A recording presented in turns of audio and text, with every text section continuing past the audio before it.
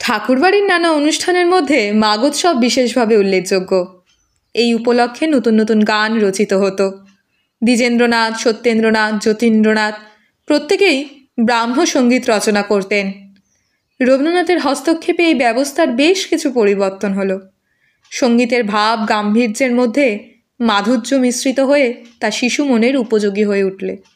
তাই তবে কি ফিরিব ম্লান মুখে সখা গানটি সরলার মতো 9-10 বছর শিশুর চিত্তেও অব্যক্ত আনন্দের আবেগ জাগিয়েছিল। দেশীয় সঙ্গীতের পাশাপাশি ইউরোপীয় সঙ্গীত চর্চার উৎসাহ তিনি পেয়েছিলেন রবি মামার কাছ থেকেই। তার নির্দেশেই নির্ঝরের স্বপ্নভঙ্গ কবিতাটি পিয়ানোয় প্রকাশ করেছিলেন সরলা। এইভাবেই কাব্যের অর্থবোধ ও সুরের তালে তাকে রূপ দেওয়ার শিক্ষা ও আনন্দ লাভ রবীন্দ্রনাথ প্রদর্শিত পথেই সরলার পক্ষে পাওয়া সম্ভব হয়েছিল।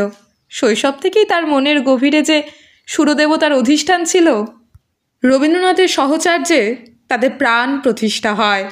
তারই অনুপ্রেরণায় সকাতরে ওই কাঁদিছে সকলে ব্রহ্মসঙ্গীতটিকেও একটি ইংরেজি বাজনার পিসে পরিণত করেছিলেন সরলা দেবী। ঘটনাটি যে আরেকটি কারণে উল্লেখযোগ্য তা হলো সরলার জন্মদিনে তাদের কাশিয়াবাগান বাড়িতে উপস্থিত হয়ে রবীন্দ্রনাথ একটি ইউরোপীয় মিউজিক লেখার মেনুস্ক্রিপ্ট খাতা সরলাকে দিয়ে বলেছিলেন সকাতরে ওই গানটির স্বরলিপি এতে লিখে রাখতে। খাতার ওপর বড় বড় হরফে তিনি লিখেও দিয়েছিলেন সকাতরে কম্পোজড বাই সরলা। তবে খাতাটি পরে হারিয়ে যাওয়ায় ওই গানের লিখিত রূপ আর পাওয়া যায়নি। রবীন্দ্রনাথের আমি চিনি গো চিনি তোমারে গানেও স্বরলিপি রচনা করেছিলেন সরলা।